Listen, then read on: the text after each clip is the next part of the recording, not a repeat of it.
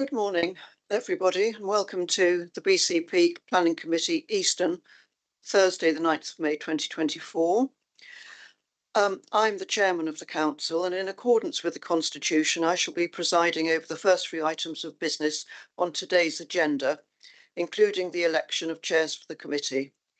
Firstly, I will ask the Democratic Services Officer to read out the housekeeping notice. Thank you. Thank you. Please note the meeting is being recorded by the Council for live broadcast and will be published on the website for a minimum of 6 months. For those in the room, please note if the fire alarm sounds, please exit the building by way of the nearest available signed fire exit route and make your way to the assembly point at the War Memorial in the gardens. Finally, please ensure background noise is kept to a minimum. Mobile phones and other devices are turned off or switched to silent for the duration of the meeting, including microphones, and turning the volume down completely on your laptops. Thank you. Thank you very much for that. We're moving straight on to the agenda now, members. First of all, apologies. Democratic Services Officer, have we apologies for the meeting? Thank you. Yes, we've had apologies from Councillor Gillian Martin, Councillor Paul Hilliard and Councillor Lawrence Williams. Thank you. And item 2, substitute members, do we have any? Yes, we have Councillor Sharon Carr-Brown here for Councillor Martin today. Thank you. Right, item 3, election of the chair. This is for the municipal year 2024 to 25. So I'm looking around the room to seek nominations for the chair of this committee. Yes, Councillor Lepoivrin. I'd like to nominate Councillor Paul Hilliard. Thank you. Do you have a seconder for that? Madam Chair. Thank you. Councillor Flagg to second. Thank you. More than happy to second the proposal, and I'm sure that Councillor Hilliard will make a very good chair, having been the vice chair for the last 12 or so months. Thank you. And I should emphasise I have contacted him, and he is happy to be nominated and to take on the role if elected. Right, thank you, members. Any more nominations for the chairmanship? I think that's a no. Right. So in that case, can I announce the result of the chairmanship, which will be Councillor Paul Hilliard. I would normally ask Councillor Hilliard to come up and take the rest of the meeting. However, in his absence, I will go on to item 4, which is the election of the vice chairman. Right, to elect a vice chairman of this planning committee for the municipal year 2023 to 24. Do we have nominations for the vice chairmanship?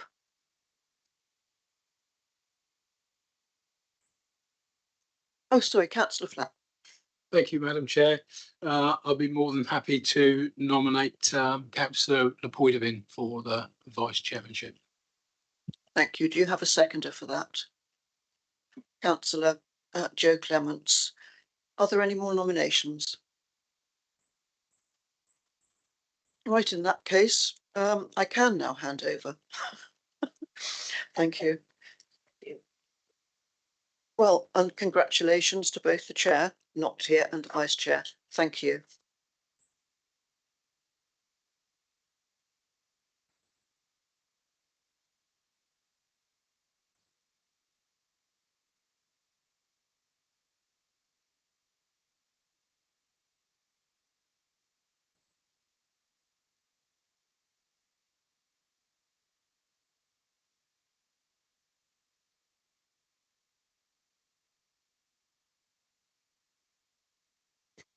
But just to clarify while the vice chair is taking her seat to chair this meeting, an admin error on the notes in that obviously we are electing a vice chair for the municipal year 2023-24. Sorry, 24-25, and not as I put it on the notes. So apologies.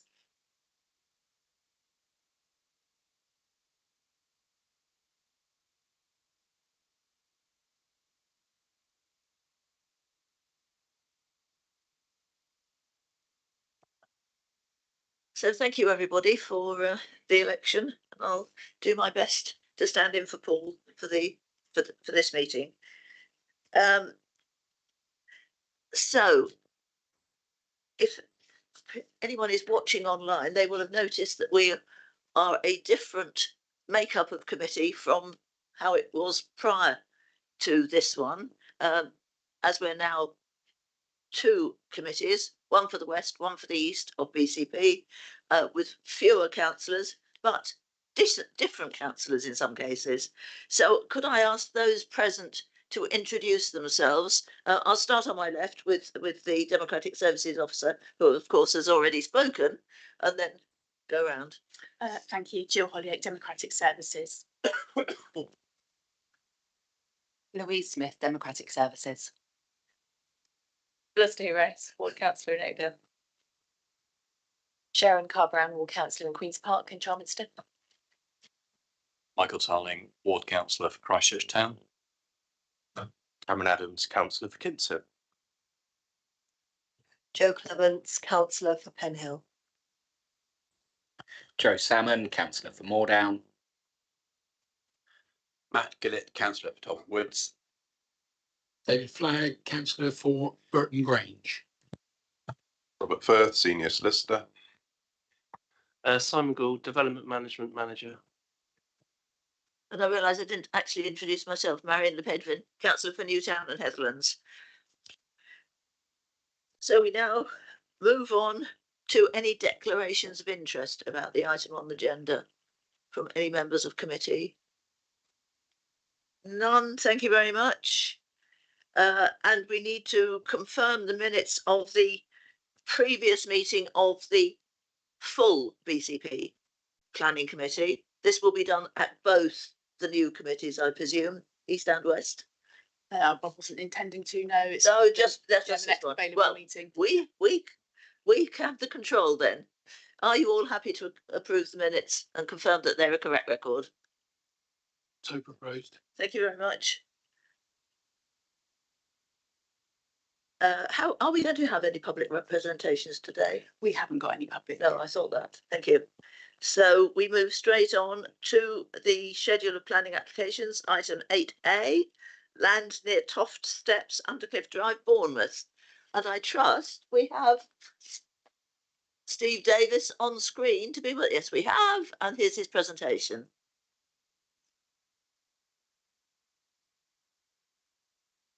So ready when you are, Mr. Davis. Thank you, Chair. Yes, I'm just getting myself organised. Thank you, Chair. Yes, this is an application for on the Bournemouth seafront. It's an application, as you can see, for the retention of single-storey buildings, which are going to be used for public toilets and startup space for businesses, which are going to be falling within Class E of the use classes order. So there's a range of potential uses there. The site is just below. It's described as Toft Steps, but it's some way to the east of Toft Steps, and it's, you can see from the location plan there, it's beneath Manor Road. There's a better view of it, and you can see the old building that was there was a surf school. It's been in situ for many years on renewals. The buildings did get a bit tired, and last year we did actually renew the consent for them to put some newer porta cabins up there, portable buildings. So the buildings that are there at the moment have been approved, but the consent has lapsed. So the application you've got before you now is twofold. One is to renew the consent for the buildings for a further temporary period. And the other is to change the use. They're proposing now to use it as business startup space. Here's a better view of the porta cabins. I don't know whether you can see that, but there's 3 separate buildings, and they're joined together with some cladding. So that's what they look like. You've got the public toilet unit in the middle, and at either end you've got these 2 startup business uses. There's a photograph of it. As I said, it has been approved already, so it is in situ. It's clad, although there's sort of metal containers behind, it's clad with this composite cladding, and as you can see, it's not unattractive. It's equivalent building to the land train station, which is just further off to the east. So, Chair, the main issues for members to consider are mainly, in my view, the use. The previous use was for a surf school. That was clearly a use that is appropriate to the seafront. What's being proposed now is startup units. Now, these startup units, we don't know what they're going to be at the moment, and the council's regeneration fund is proposing that they select uses now that they've once they get consent. The business uses will be there for about 2 years, and it is startup uses. Now, the site is located in open space or on open space. It's public beach, and members will be aware of the other applications we've had for the pop-up uses. They were clearly much more ancillary to the beachfront. This isn't quite so ancillary, but you can see from the criteria that I've set out in my report that the council are going to have several criteria to make sure they get the right business uses there, and there are 2 uses that suggest that they should be for beach use. If I can just show you those, that's the criteria there, and you can see Q3. The type of business they're looking for is health and well-being. Well, obviously, health and well-being on the seafront is an appropriate use, and Q4 is one of the important factors. Is the business a good fit for the seafront?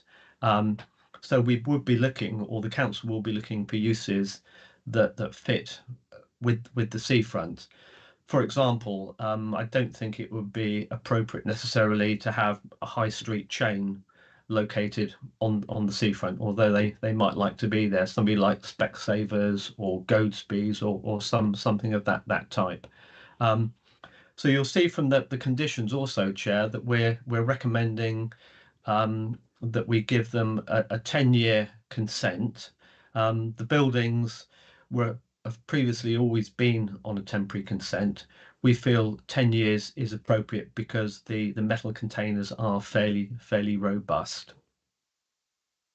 And we're also restricting the use specifically to projects that the regeneration that are aligned to the regeneration fund, again to stop, say, a high street use operating from there. So on balance, Chair, we feel the use is appropriate. It's a good use. It will help with the regeneration project. You'll notice that our recommendation is subject to a response from the Environment Agency. It's obviously in an area that is liable for flooding and storms. As you can see, this is perched up above the prom, so it lies within flood zone 1. That's not one of the critical ones, but nevertheless, we still feel it's appropriate because of the location to get the sign off from the Environment Agency.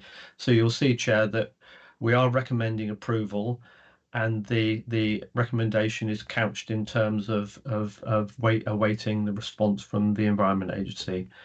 Thank you, Chair. Thank you, Mr. Davis. And I gather we have no speakers of any kind, so we're straight away on to questions. Any questions about what you've read, what you've heard from Mr. Davis this morning, what you've seen in situ? To clarify, I've got one. I'll start off. It says no catering, definitely. What about retail of any kind? Is retail likely to be permitted or not? Yes, Chair. If you can you see, is my presentation still showing? It is. Yes, if you look at the description, you'll see that it says that the 2 other spaces will be used for business startup spaces, for well-being and retail activities. Obviously, retailing is something that would be appropriate there. When people are on the beach, they might want to buy things that you would expect to find on the beach, maybe paintings, drawings, beach-related equipment. But at the moment we don't know. But I think that a retail activity would be acceptable. It falls within the use class that we've. It would fall within use class E, so it's within the range of uses that they're applying for. And in fact, Chair, although that they're saying that they're not going to be using catering operations, a catering operation, to my mind, would be appropriate there. But that's something that the Regeneration Initiative isn't going to pursue. Councillor Tarling. Yes, thank you. I think it's a bit of a bland building as it is, but associated with that, with the retail, potential retail take up, is there going to be some restriction over the use of signage on the building? At the moment, obviously it's a sort of drab green to blend in with the sort of cliff behind it. It would be a shame if that's the idea, to paint it bright colours, although I'd actually quite like it painted bright colours to make it a bit more cheerful than it currently looks. Is there a condition on signage and areas that are available for use? Can you help us, Mr. Davis? Chair, yes, the advertisement regulations are separate to the planning legislation. At the moment, we don't know who the business is going to be in there, so there's no proposals for advertising. I think I've put an informative note on the recommendation to remind the applicant that if they do want to put any adverts up, they will be subject to the advertisement regulations. If they wanted to put an illuminated advert up there, or a large advert, they probably need consent.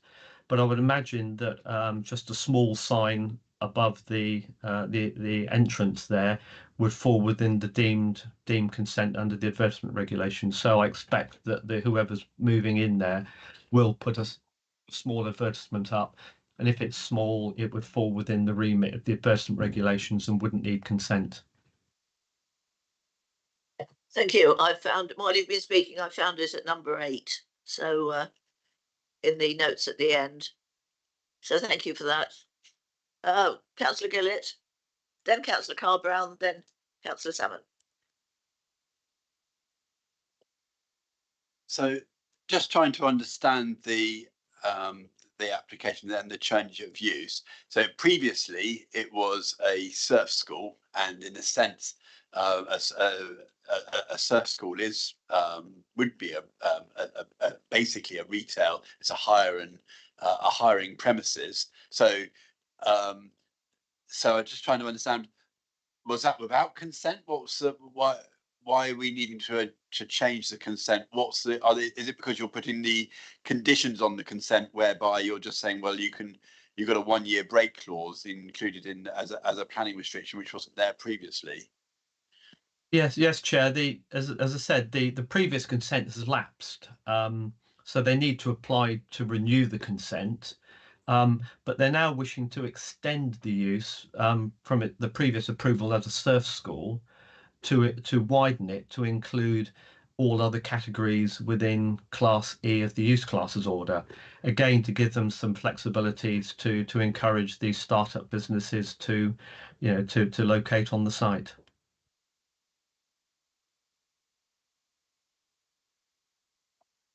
Thank you, Chair.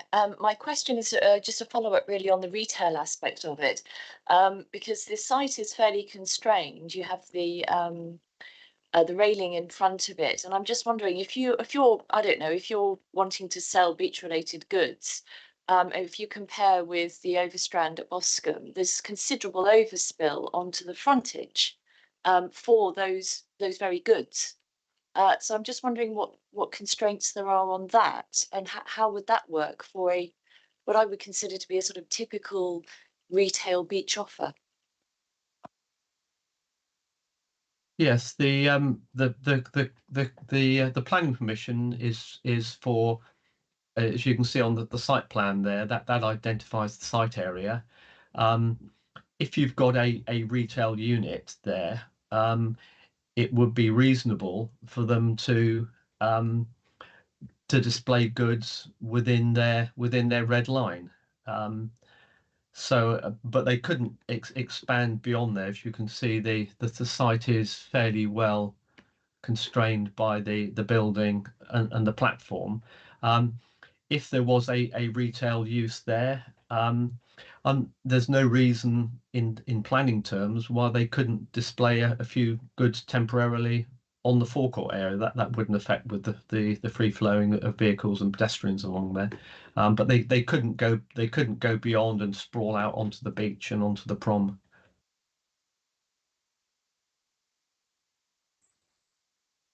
Councillor Salmon. So a couple of things. That timescale of 12 months for businesses, is there any wiggle room in that? Because I can see some properties setting up in there and coming to the end of the 12 months and being desperate for another 6. I'd like to know on that.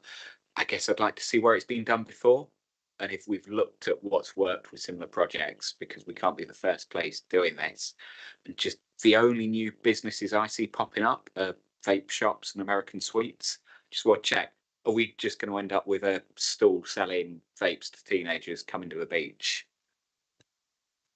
Well, and that's not within the sort of the remit of this application. The in terms of the planning permission, they've asked for a Class E use, which can include a whole range of goods.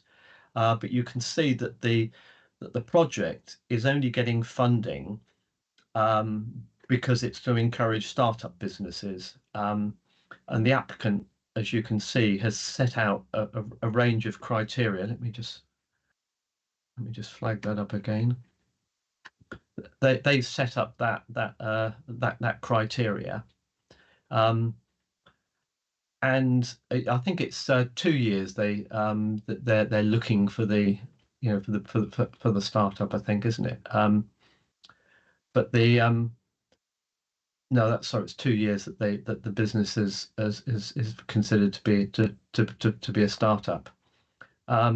But that's not within our control. But the only control that we're putting on is that I've added that condition that it's a use that's part of this regeneration fund project or something similar. So I suppose in some respects we've got to trust the council as applicant to choose appropriate uses there. In planning terms, it's difficult for us to moralize and say you can't have vape shops there because we don't think that healthy or whatever. So in planning terms, the use class is fairly wide, but I would hope that the council as applicant, and we've got to trust them that they're going to choose appropriate uses. The council obviously want to make sure that this is a success and what they're offering is something that's going to be good for Bournemouth. Councillor Clements. Yeah, thank you, Chair.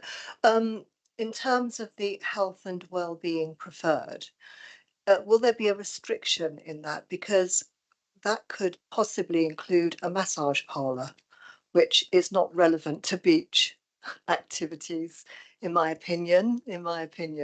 I think that these premises should be purely beach and leisure related, and so I'm a bit concerned about the health and well-being preferred. Yeah, having a massage is probably a good thing to have on the beach. But again, I refer you to my previous answer. In planning terms, it's difficult for us to try and restrict certain uses when they've applied for a general Class E use. And in my view, I think we need to trust the regeneration project that they're going to put in their appropriate uses. Again, they don't want to be seen to be putting forward uses that are going to be bad for the project. Councillor Flagg. Thank you, Chair. My first question is that can we confirm that the image we were looking at the front elevation of the building is that an artist's impression or is that what's there now? That's what's there now. That's That's okay. yeah.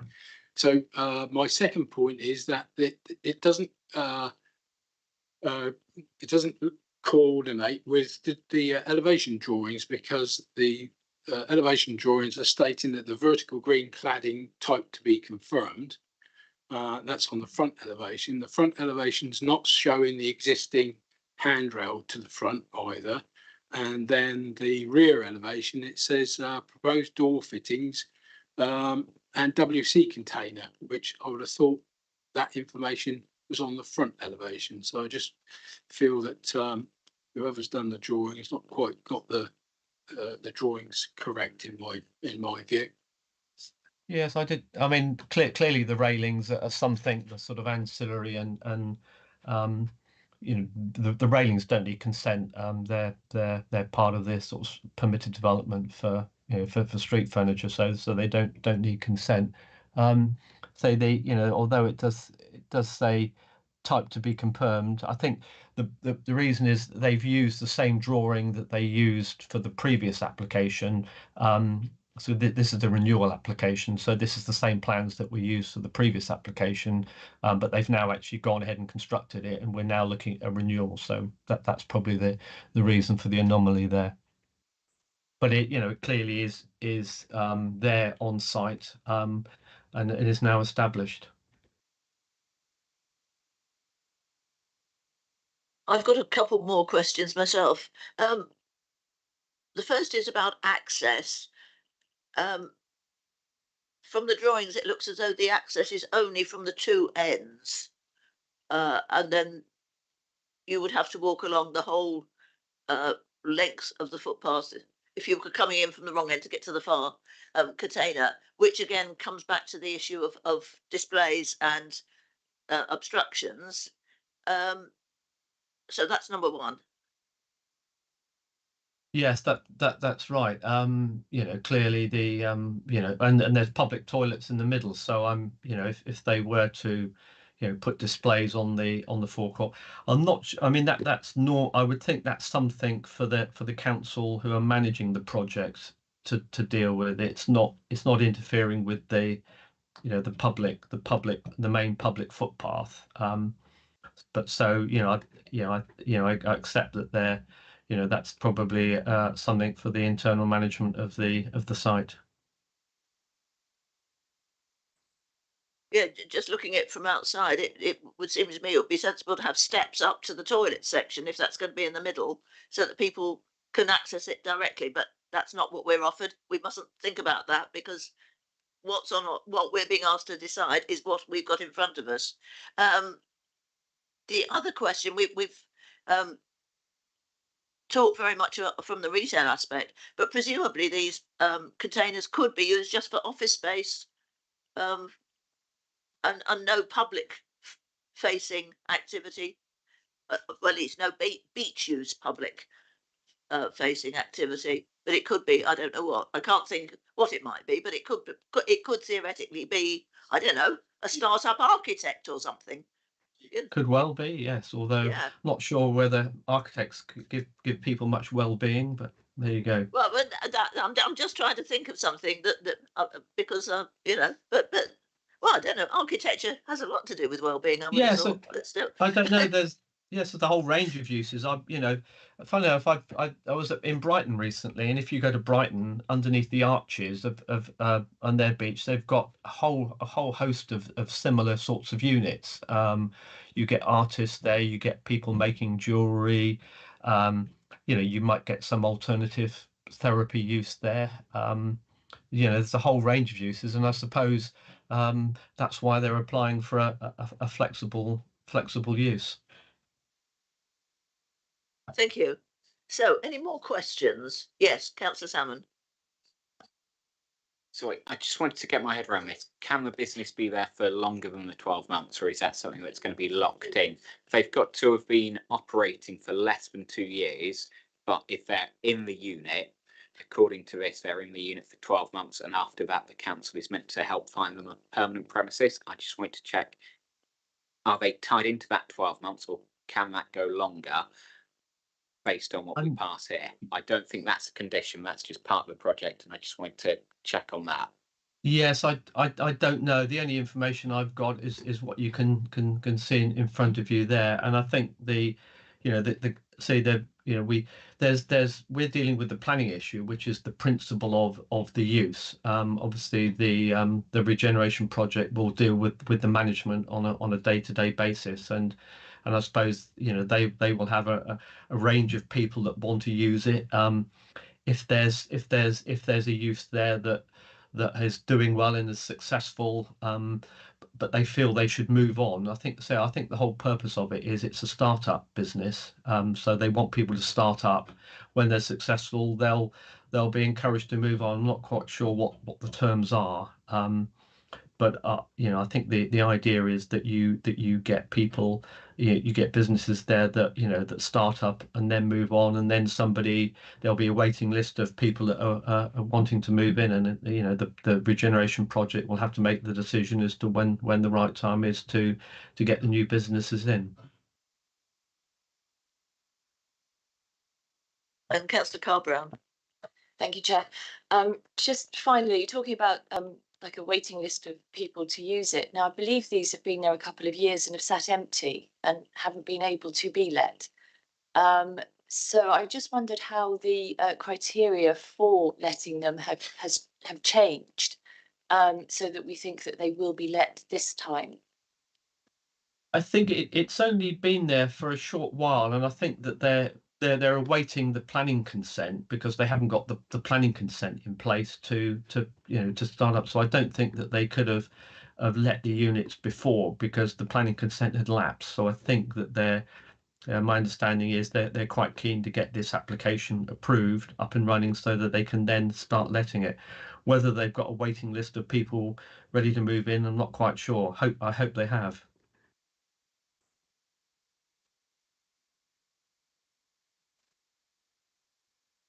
So it looks as though we've got no further questions, so we're on to debate to discuss the pros and cons of this proposal and whether we should approve it or not.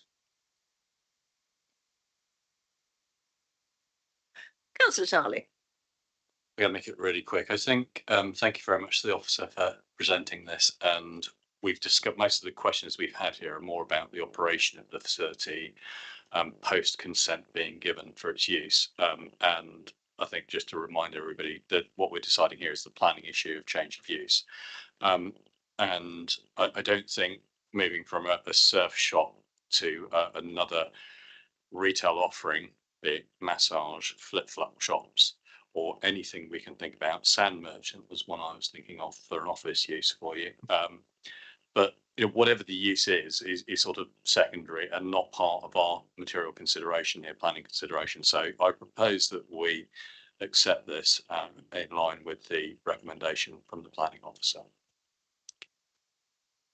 Thank you, and thank you for giving us that reminder, because you're, of course, absolutely right. Councillor Adams? Happy second. Thank you. Does anyone wish to add any further comments? Or if not, we'll move straight to the vote. Yeah, there was something in the addendum as well, so it's to include that. Yes, yes. Can we look at the addendum?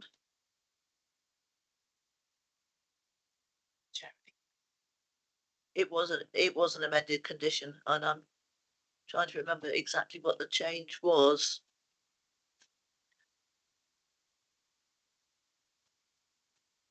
It was to do with the condition, the approval being for a period of 10 years, so that on or before the period of 10 years from the date of planning permission, the buildings are to be removed and the use of the land for business purposes shall cease. Chair, just so I can just clarify, the only change there was that we put in that the use should cease as well as the buildings being removed. It's just a minor point. Yeah.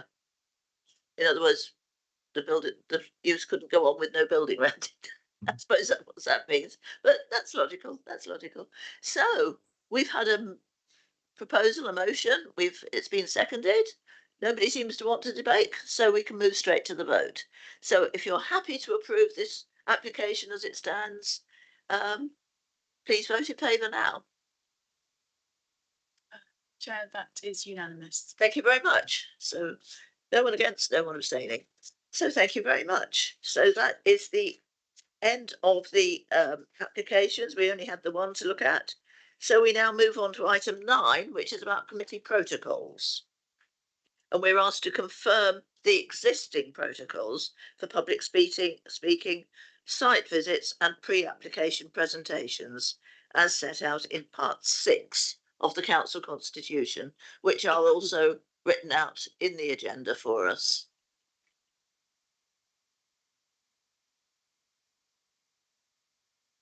So, Ms. Holyoke. Chairs, just to say that this is just so that provisions are in place for the immediate future, and obviously the same item will be going to the Western Planning Committee. Of course, it doesn't mean that the committees can't review the protocols at a future point if you want to. Yes, thank you. These were accepted at the first meeting of the Planning Committee a year ago. But I have 2 people wishing to comment. Councillor Adams. Can I suggest we crack on and keep them for now? Because if there are changes, it would make sense for them to be uniform with the other one and probably go through another process that have to be those. We keep them. Councillor Tarling. Yeah, I wanted to debate one thing that I found quite challenging, and it relates to what was a very contentious planning meeting last year, was related to the obligation to attend an organised site visit. And that I attended for the first, I think, hour and a half of a site visit that went on, I believe, in excess of 3 hours, which was excessive. I'm not proposing to remove it, because I think if a planned meeting is put in our diaries, that the committee should make efforts to attend. And I think there needs to be some form of compulsion, but I'm concerned that it excludes certain people, those that have daytime jobs, and sometimes these meetings are called at relatively short notice. I tend to fill my diary out a month in advance of planning meetings, and to have a site visit call, a week within it, or a week's notice, is generally not long enough for myself, and I know there's other councillors that would be in that situation. I'd be interested to hear what other councillors think about this. I have raised that with officers myself, because as it stands, site visits might not be arranged until a day or 2 before the committee, between the chair's briefing, which tends to be on a Monday, sometimes a Tuesday, and the committee on the Thursday, which is very short notice, A, for the officers to get it all arranged, and B, for members of the committee to free up their diaries to attend. But very often these are only with really major issue applications that are known about well in advance, and hopefully we'll get the plan. If we need a site visit, it can be arranged further in advance. But as I say, this is something I've already raised. Councillor Clements. Yeah, thank you, Chair. Just to agree with Councillor Tarling, and as you have said yourself, these big planning applications are arranged a long time in advance. So with that in mind, I don't understand why the site visits can't also be planned and arranged with better foresight and notice, because as Councillor Tarling said, it is very, very difficult sometimes to rearrange your very busy diary when things are sprung on you last minute, and a 3-hour site visit is quite extraordinary. I don't think I've ever experienced one as long as that before, although it was a particularly interesting application. Yeah, so I think that's something that really does need to be looked at and revised where possible. Yes, I think I hope officers are getting the message. What the solution is, of course, is another matter, but that they will have noted our concerns. Councillor Tarling. Could I inquire? I'm not proposing a motion, because I think it's something, because it affects our constitution. But I would like to know, and perhaps, Madam Chair, if you could actually get a written response from our constitutional team, or from whoever it from, maybe our monitoring officer or our head of planning, on what the procedure would be to debate this in more detail and to remove it from or remove the obligation to attend. Thank you. Just on the last point, I'm not quite clear from what I'm hearing exactly what members' concerns are as to whether they're arguing about the principle of the need to attend or they're arguing about the timing of notice to attend, because I think there's two quite discrete points there. From the point of view of the I think it's the latter from what I suspect it is the latter, but I wasn't just because of the last comment that was made, I wasn't quite sure. So just to explain, on the issue of principle, there's a challenge if you don't have people attending. The purpose of the site visit is clearly, generally we recognise that it's an exception and it's being called because it's considered as necessary for people to go on the site to be able to see certain viewpoints, and that's all members here will sure appreciate. You need to make sure you've had access to all relevant information for the determined application. So if there's a problem with the principle, that's more of an issue. If it's a timing issue, that's certainly something that could be explored. I'm sorry, Madam Chair, through you. I'll cite the two examples that we went to. One was the site of the Thistle Hotel, where that certainly I felt it was worthwhile going to see. Although I have been to the area, acceptance of the views in a very built-up area, and I think that was just over about an hour long, and I think fairly worthwhile doing. And if I remember correctly, it was in the evening. Yes, it was in the evening. And then Highmore Farm was in the morning, and in essence was a field, and took 3 hours to walk around a field, which was, I felt, excessive. And if and as I stated to you at the time, I could attend for about an hour and a half. I actually had another planning meeting, a different planning authority afterwards, that I couldn't get out of, but to then, be told that it went on for another hour and a half afterwards, I really think that was excessive, and it was maybe just responding to issues that could have been dealt with, not on a site visit. Oh, to be fair, it was a bit more than just a field. The site was considerably more than just a field. Maybe it was a bit you didn't attend. It was considerably more than just a field. But I agree, for 3 hours was ridiculously long. It should not. I'm sure it was not necessary to have it as anything like as long as that. I've got Councillor Adams and then Councillor Rice and Councillor Clements. I sadly also couldn't attend said field, so I wasn't able to take part. So I do get the point that Councillor Tully makes. I wonder whether it could be sent, or maybe you could write to, is it the Constitutional Review Working Group, just to maybe have a deep dive into the protocol for site visits, because they're the ones that do the constitution thing. I don't know if it'd be an idea for them to have a look at it. So the site visit protocol is actually within the planning committees, both committees' gift. So it's for you, we can take away those comments and look at best practice in terms of site visits. I think best practice for notice, certainly, because again, I'm not nearly as popular as Councillor Tarling, but doing it on a 3 days notice is sometimes difficult even for me. So I think one message I'm getting is that we rely on the officers to give us advance warning if there's a major application coming up that would warrant a site visit, so that we can possibly get it scheduled a month or so, a previous meeting, Yeah. I don't know the practicalities, how much that is feasible. Yeah, I mean, we can certainly look at it. I mean, obviously, we're only speaking as one half of the council's planning committee. So, there's the Western committee, it would have to be consistent. So, but we can certainly review it. I mean, the initial thoughts that come to my mind is that we really want to limit the number of site visits, because from a logistical point of view and organisational point of view, they're very time hungry. So we really should only be going to the most pertinent sites. And, there's a couple that have been mentioned already where I would tend to agree. So, but what we can do is we can look at, firmly, one thing I would say is that the agenda is published in advance of the chair's briefing. So there is actually more time. I would also encourage members, when they're looking at weekly lists and things like that, if there's any applications that stand out that, initially you think might warrant a site visit, give us early advance notice. We run a pipeline spreadsheet as officers about applications that we know that will need to go through committee. So my initial thought is we could maybe look at that and maybe somehow, run that through members to see if there's anything that, is causing, giving initial concern that we might want to visit. But it's a balancing act, I think. I'm very keen from an officer's point of view that, you know, we do site visits in exceptional circumstances as opposed to the norm. But we can certainly take some of that away, you know, food for thought. Councillor Clements, did you want to speak? Yeah, thank you, Chair.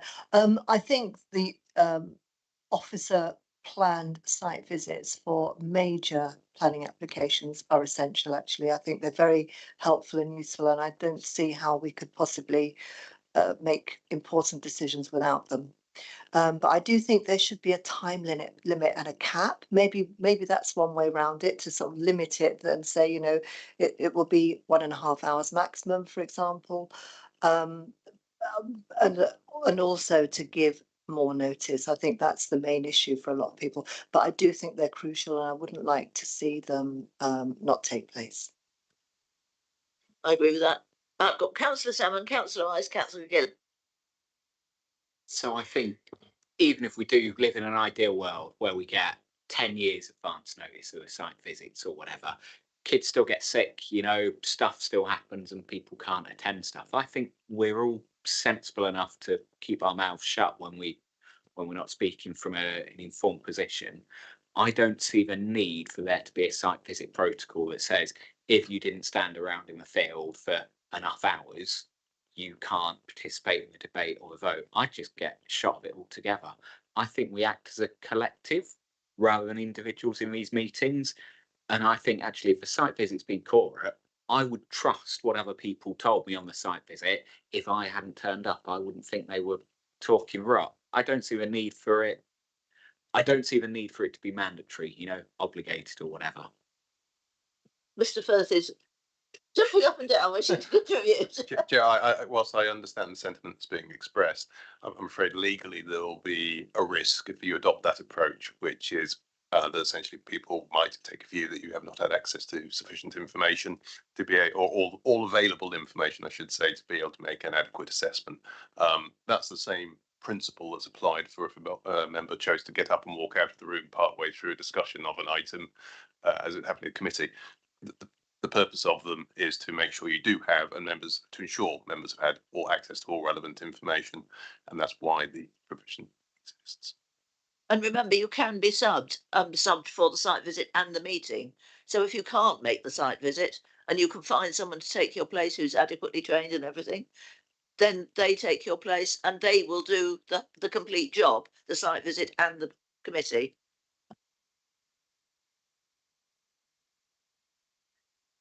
Out of interest, how much notice do you have as officers of when a large application will be on planning committee? Well, that can vary depending on what triggers it to need to go through committee. In some instances, it can be from day one. If, for example, it's a council application and it's a major. In other instances, it will be when the number of reps triggers it. So no, I suppose my question more accurately was which planning committee it's going to go to, which month it will go to. When do you know that? That's very difficult. So we have a pipeline spreadsheet that we know that what needs to go through committee. Actually pinpointing it to a specific committee can be challenging because of all the factors that are in play when you're considering a planning application. You know, we might be waiting on a number of external consultees to come back, and until we get that issue resolved, so we could say we'll take it to June, but we end up taking it to August because of just all the plates that are spinning on any given planning application. Can I just come in here? I assume you all know that the vice chair and chair of the committees meet on a few days before the committee, usually the Monday or Tuesday, which obviously, as I've just said, is very short notice to arrange a site visit for that time's agenda. But maybe officers can brief us that these things are in the pipeline for probably some months ahead. And we can, certainly the chair and vice chair can be suggesting whether we think a site visit would be useful or not, and then it can be programmed in. Is that feasible, officers? Yeah. Yes, we can, as I said, Chair, we can certainly look at how we can start to introduce our pipeline spreadsheet and sort of share that, so that if there's anything on there that is flagging of interest to members, then we start to build that up in advance. That will require a site visit. Thank you.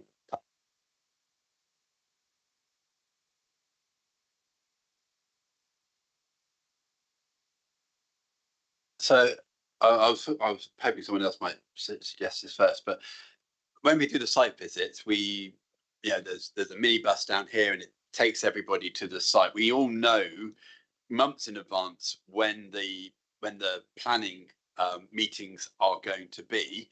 So why can't the site visits be on the same day now that we've got a shorter agenda as the as the planning meeting? So we turn up at 10 o'clock, we get carted off in a minibus, which also resolves the issue that Felicity was saying about coming from Poole and having to potentially go over to Hengistbury Head or even worse Christchurch, and further away, obviously. So then we can just simply have the site visit in the morning and do the remainder of the planning, plus our lovely officers get to see more of us. Councillor Clements and I were sort of exchanging looks in that, because that's precisely what we used to do in Poole. We had site visits in the morning, and we always had a site visit because we looked at some very minor applications in those days, and then the committee started at 1 o'clock in the afternoon. But of course it was only Poole and meetings didn't last as long. Just like it's only East. Oh, sorry, Councillor. So I just wanted to perhaps try and wrap this up. I think we've just, I think we've agreed that the principle of site visit is strong. You might just be standing in a field, but it gives you perspective. It was a field I knew particularly well, actually, and still saw it differently with the information in front of me. So it's absolutely essential. I like the idea of the site visit in the morning. And then that day is committed, as it were, and that it's perhaps easier to plan in that respect. But what I'm conscious of is we've got a discussion that's slightly focused in on being quite unhappy with one site visit rather than the principle here, which is, it seems to me that the only thing we really want is a bit more notice and a stronger view on timing and planning so that we know what we're doing. And I don't know if we need any kind of proposal around that, but I think we want to take that away rather than just general gripes. Remember, we should probably be having a similar discussion in a fortnight's time at the other committee. So I would ask those who are on both committees, and there are a few of us, to perhaps hold back on that occasion. Let the people who haven't been involved in the discussion today have their say then, and we may find I suspect we probably will find there's quite a lot of consensus. And I'm getting lost on how we've had have we had councillors? Councillor Carr-Brown said what I wanted to say. We're all good. Right. Oh, so we're on to Councillor Clements then. Yeah, thanks, Chair. The only other thing I'd like to add is that it isn't always essential to organise transport for the planning committee, and in some instances it's probably easier to, like we did with the Key Thistle site visit, it's easier to get yourself there often because you can do it in your own timeline and get organised yourself to suit yourself rather than be organised to fit in with a schedule because transport's being provided. That's right. I think the other one, partly at least, it was because it was inaccessible and a lot of ground to cover, and we actually were transported from one part of the site to another in the course of it, weren't we? So but yes.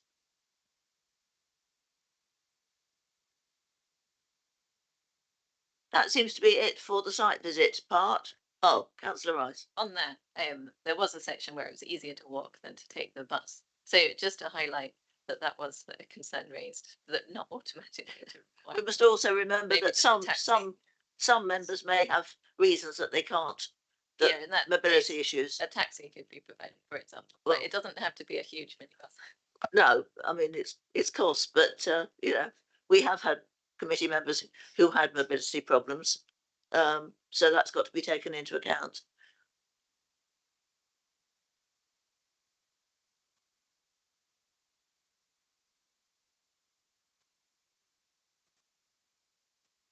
Happy to propose we accept it. Pre-application presentations, we haven't really had any, but we did agree a protocol for it, which this is, because it could be, and we have in the past had them, where a developer came in at a very early stage to say what they were thinking about and listen to comments, not necessarily just from planning committee members, and had the opportunity to adjust their plans at this stage before they did a formal application. Councillor Tarling. Yeah, thank you. Again, this isn't necessarily, and forgive me for raising this, I believe it's outside of the item 9, but about the SRAs for the chairs and vice chairs. I believe they're being discussed elsewhere, but just wondered if I believe that is the case, but I have no idea what the outcome of the discussion is, or what proposal is likely to be made. Thank you very much. And it is outside of item 9.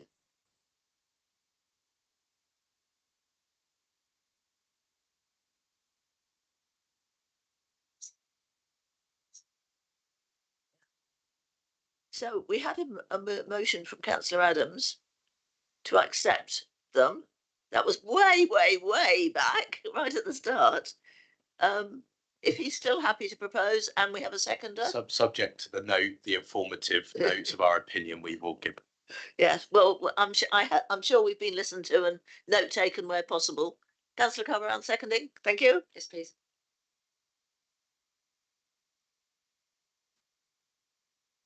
Those in favour of accepting the protocol as they stand for now. Thank you. That's unanimous. Thank you.